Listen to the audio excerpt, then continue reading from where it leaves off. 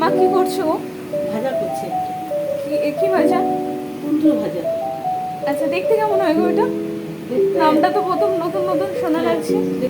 এই যে এরকম দেখতে তাহলে ভালো হয়, খেতে একটু টক টকটা ভালো লাগে। তেল দিলাম, একটু গন্ধ ছেড়ে এলে তারপরে না তো। ভাজা এরপর কোন ভাজা করে দিচ্ছি।